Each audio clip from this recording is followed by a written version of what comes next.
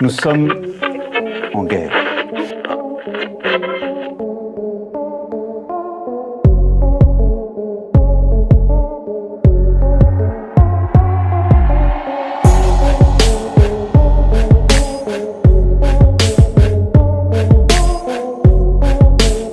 Si vous écoutez ce message, vous êtes la résistance. Et bienvenue sur notre chaîne Divergence politique. Je m'appelle Sophia et je serai accompagnée de Jimmy tout au long de cette émission. Bonjour Jimmy. Bonjour Sophia, bonjour tout le monde et bienvenue sur ce deuxième épisode de votre nouveau rendez-vous hebdomadaire Agent du Kremlin. Avant toute chose, nous souhaiterions, Sophia et moi, vous remercier pour vos encouragements et vos retours suite à notre première émission la semaine dernière. Pour ceux qui l'auraient loupé, je vous rappelle le concept. Nous avons choisi plusieurs faits marquants politiques de l'actualité de la semaine passée et nous les analysons du point de vue russe avec l'œil avisé de la charmante Sophia. D'ailleurs, Sophia, je remarque que tu as un très joli serre-tête. Est-ce que tu peux nous en dire plus? Merci. C'est un serre-tête traditionnel russe qui s'appelle Kakoshnik et je l'ai mis pour fêter le jour de la Russie qui a eu lieu ce vendredi. C'est le jour quand on dit je t'aime à notre chère patrie. Et toi, Jimmy, je vois que toi aussi tu t'es mis aux couleurs russes. Oui, tout à fait. Je porte une chemise traditionnelle russe afin de dire aussi je t'aime à la Russie. Alors bien entendu, je vous invite d'ores et déjà à vous abonner à la chaîne si ce n'est pas déjà fait et à aimer la vidéo si vous appréciez notre travail. Et sans plus attendre, entrons à présent dans le cœur de l'actualité de la semaine passée et on va commencer avec un énième crime du régime de Kiev qui, cette fois, s'est attaqué à l'art et à l'histoire en frappant le musée Panorama du siège de Sébastopol. Alors sans parler du fait que ces méthodes d'effacement de la mémoire historique soient abjectes, il semblerait que Zelensky et ses sbires souhaitent atteindre la Russie par tous les moyens possibles afin de la pousser à la faute. Sophia, est-ce que tu peux nous donner plus de détails sur cette histoire? C'est à la suite d'une attaque menée par un drone ukrainien dans la nuit de 10 juin que le bâtiment du musée panoramique consacré à la défense de Sébastopol a été gravement endommagée et que la grande toile d'exposition située à l'intérieur a été presque entièrement détruite dans un incendie majeur, ce que nous rapporte le journal Vedomosti. Mais je voudrais avant tout revenir sur l'histoire de ce musée. Ce panorama a été créé en 1905, 115 mètres de longueur. C'est la prise de Malakoff en juin 1855 qui a été choisie comme sujet principal pour la peinture monumentale réalisée par Franz Roubaud. Ce jour-là, l'armée russe a repoussé avec succès l'attaque de l'armée anglo-française qui était 2 fois plus importante. C'était le moment de la gloire de l'armée russe. Un épisode de siège de Sébastopol dans le cadre de la guerre de Crimée, perdue par la Russie.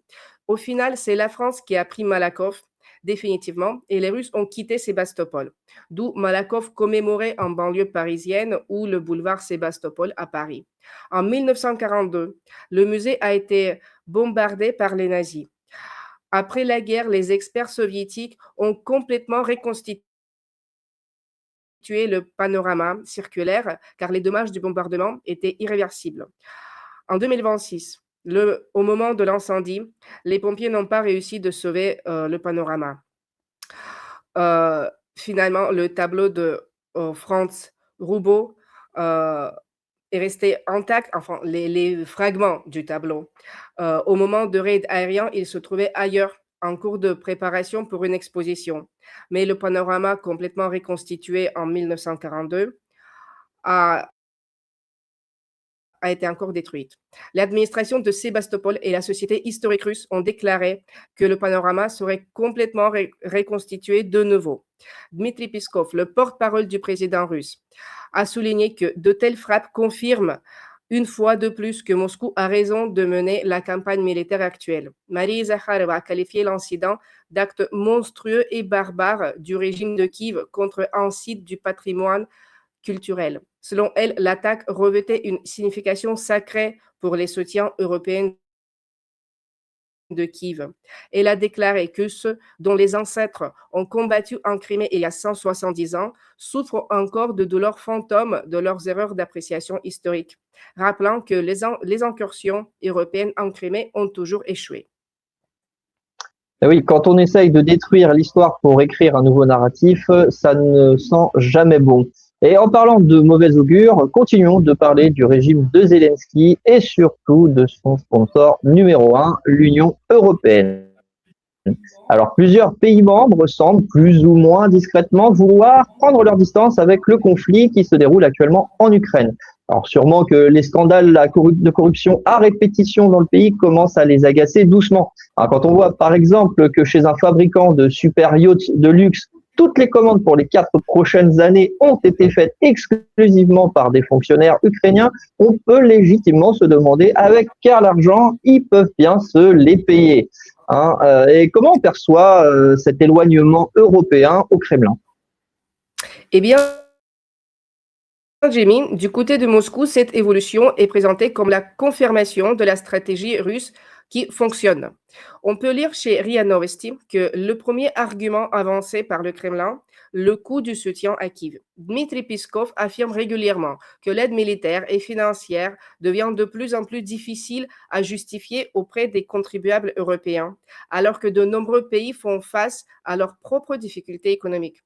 La Russie met également en avant les divisions au sein de l'Union européenne. Moscou cite notamment les positions de la Hongrie, de la Slovaquie, ainsi que les débats budgétaires en Allemagne pour affirmer que l'Europe n'a jamais eu de stratégie réellement unie sur la question ukrainienne. Autre point souvent évoqué, l'énergie. Selon les responsables russes, l'Europe réalise progressivement qu'elle a sacrifié une partie de sa sécurité économique en renonçant à l'énergie russe bon marché. Plus largement, Moscou estime que le temps joue en sa faveur. Le Kremlin considère que l'économie russe s'est adaptée à l'effort de guerre et que la Russie pourra tenir plus longtemps que les démocraties occidentales, soumises aux cycles électoraux et aux changements politiques.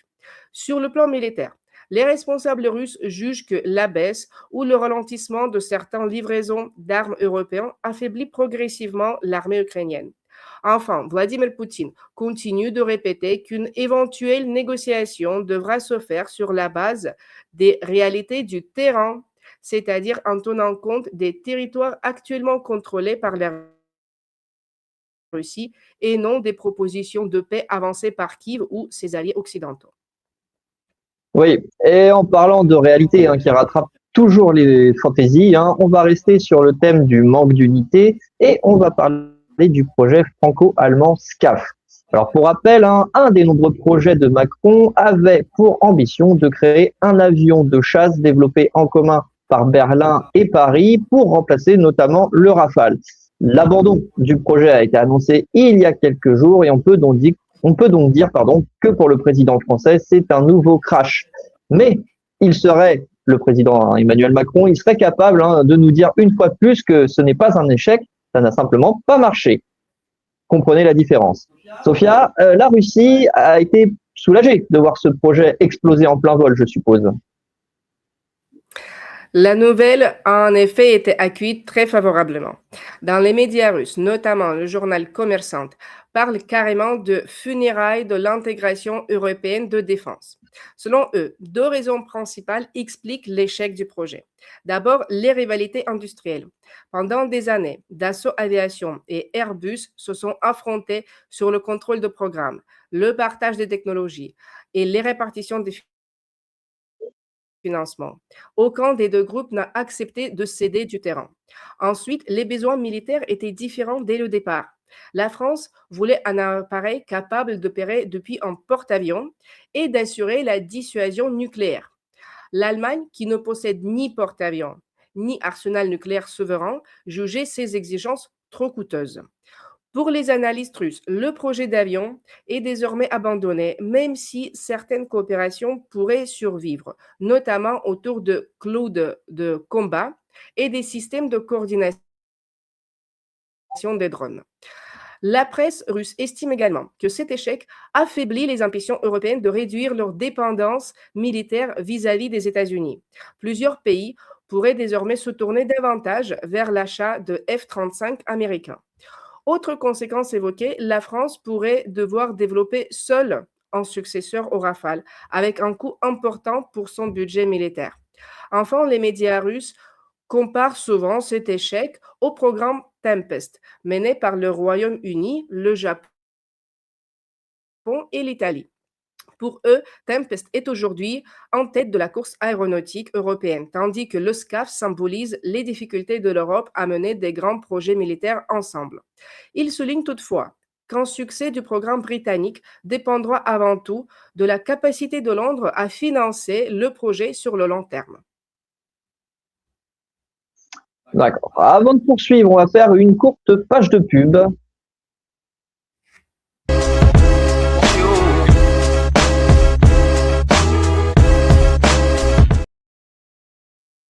Je vous le rappelle, n'hésitez pas à vous abonner si ce n'est pas déjà fait et à aimer la vidéo si vous appréciez notre travail. Alors, on a évoqué le Royaume-Uni dans notre sujet précédent. Eh bien, restons-y. Le pays du prince Charles, mais également l'Irlande ont été le théâtre ces derniers jours d'importantes manifestations anti-immigration. Ces dernières ont été muées par l'affaire de la mort d'Henri Novak, qui a été exposée au grand jour il y a peu de temps, et plus récemment par la violente attaque d'un en pleine rue de Belfast. En pleine rue à Belfast, pardon. Alors, les pays de l'espace Schengen semblent avoir de plus en plus de problèmes liés à l'immigration massive. Pourtant, dans d'autres parties du globe, cela semble se passer mieux. En Russie, par exemple. Et même si tout n'est pas parfait, la situation semble tout de même bien moins catastrophique. Comment les autorités russes perçoivent ces événements dans l'Union européenne ? Les médias russes présentent les violences survenues à Belfast comme le symptôme d'une crise profonde des politiques migratoires en Europe et au Royaume-Uni. Selon le reportage de TASS, les tensions ont éclaté après qu'un réfugié soudanais de 30 ans, ayant obtenu l'asile en 2023, a été accusé d'avoir poignardé un habitant du quartier le 8 juin. La presse russe insiste sur la violence des affrontements qui ont suivi. Des manifestants ont incendié des voitures, des bus et des logements occupés par les migrants. Des cocktails Molotov ont également été lancés contre la police, qui a répondu avec les canons à eau. Les médias mettent aussi en avant la crise du logement qui touche l'Irlande et le Royaume-Uni. Selon eux, l'utilisation d'hôtels, d'auberges et d'aides sociales pour accueillir les réfugiés alimente le ressentiment d'une partie de la population confrontée à ses propres difficultés. Dans le même temps, la presse russe souligne que plusieurs milliers de militants de gauche ont manifesté à Dublin et à Belfast sous le slogan « Ensemble contre la haine » en réaction aux violences visant les migrants. Pour de nombreux commentateurs russes, cette situation illustre une société de plus en plus divisée entre deux camps opposés. Les médias établissent également un parallèle avec la Russie. Selon eux, les tensions liées à l'immigration y débouchent rarement sur les émeutes de rue. Elles prennent plutôt la forme de pétitions en ligne, de rassemblements de riverains ou d'appels adressés aux autorités. Ils citent notamment la dernière vague de mécontentement de 2025, quand plusieurs habitants de la région de Moscou ont enregistré des messages vidéo à destination du chef de comité d'enquête Alexandre Bastrikin et du président Vladimir Poutine. Ces habitants dénonçaient la hausse des conflits de voisinage, de la criminalité ethnique et la saturation des écoles et des services de consultation médicale par les migrants. La pression de l'opinion publique a conduit les autorités russes à durcir leur politique migratoire. Parmi les mesures adoptées, un renforcement des procédures d'expulsion pour les migrants en situation illégale, l'interdiction pour les migrants de travailler dans certains secteurs, notamment les taxis, le transport public, le commerce et la restauration, ainsi qu'une réduction importante des quotas de main-d'œuvre étrangère depuis janvier 2026. Ouais, des mesures qui feraient sans l'ombre d'un doute bondir tous les membres de la LFI pour ne citer que. Et pour notre sujet suivant, notre regard va se tourner vers l'Arménie. Le Premier ministre Nicole Pachinian a remporté les élections législatives d'une courte tête Et même si ses ambitions de rejoindre l'Union européenne sont toujours présentes, il devra faire face à une farouche opposition. Sans surprise, à Bruxelles, on s'est réjoui de cette victoire et malgré les scandales qui ont eu lieu durant toutes ces élections, là, on ne crie pas à l'ingérence, bien entendu. C'est seulement lorsque les petits protégés de Macron et sa bande perdent qu'il y a un problème. Suivez mon regard, Roumanie. Sophia, comment le Kremlin perçoit ce changement de cap de l'Arménie? Du côté de Moscou, la réaction est plutôt nuancée. La porte-parole du ministère russe des Affaires étrangères, Maria Zakharova, a souligné que le parti au pouvoir conservait sa majorité, mais qu'il ne disposait pas d'un monopole politique et que son soutien avait reculé par rapport aux précédentes élections. En revanche, les médias russes se montrent beaucoup plus critiques. Plusieurs chaînes fédérales qualifient cette campagne de plus scandaleuse de l'histoire moderne de l'Arménie. La presse revient notamment sur les arrestations de figures de l'opposition comme Samvel Karapetyan et Gagik Tsaroukian. Elle évoque également des accusations de bourrage d'urnes, de vote familial et dénonce l'impossibilité pour une partie de la diaspora arménienne vivant en Russie de participer au scrutin. Les médias russes affirment aussi que la campagne s'est déroulée sous une forte influence occidentale. Certaines chaînes évoquent même l'implication de services de renseignement français et l'ONG européen qui aurait soutenu l'orientation pro-occidentale du gouvernement arménien. Autre élément largement commenté, Nikol Pachinian a proclamé sa victoire dès minuit avant de s'entretenir rapidement avec Emmanuel Macron. Cette élection intervient dans un contexte de tension croissante entre Moscou et Yerevan. Lors du sommet de l'Union économique eurasiatique à Astana en mai dernier, plusieurs dirigeants avaient rappelé qu'il serait très difficile pour l'Arménie de poursuivre un rapprochement avec l'Union européenne tout en restant membre de l'organisation eurasienne. Enfin, plusieurs analystes russes estiment que Moscou n'a aucune intention de financer le virage européen de l'Arménie.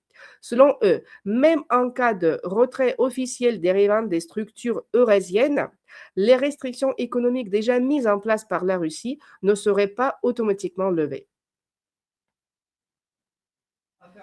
Affaire à suivre donc, mais l'Arménie semble jouer à un jeu très dangereux.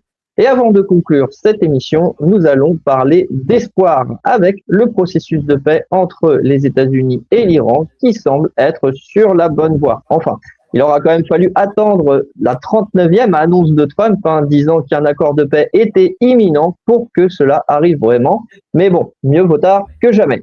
Cela doit grandement soulager la Russie qui, depuis le début de ce conflit, a toujours appelé à la paix. N'est-ce pas, Sophia? Eh bien, pas vraiment, Jimmy.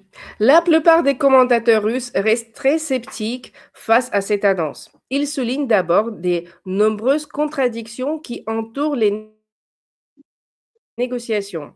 Le journal Commerçant rapporte notamment un échange tendu après que l'Iran a laissé entendre dans la presse que Washington pourrait verser jusqu'à 300 milliards de dollars pour reconstruire le pays et lever le blocus naval. Donald Trump a immédiatement rejeté des affirmations en les qualifiant de mensonges. Pour de nombreux analystes russes, même si un accord est signé, l'objectif initial de la guerre ne serait pas atteint, car le programme nucléaire iranien ne serait pas démantelé. Selon eux, Trump lui-même a reconnu qu'il s'agirait avant tout d'un gel du conflit plutôt que d'un règlement définitif. Les médias russes relaient également l'analyse de plusieurs experts américains selon laquelle cet accord, négocié avec la participation du Pakistan et du Qatar, constitue un revers important pour Israël. Des responsables israéliens auraient d'ailleurs indiqué que Tel Aviv considère cet accord comme un échec et ne s'engage pas à mettre fin à ses opérations contre le Hezbollah au Liban.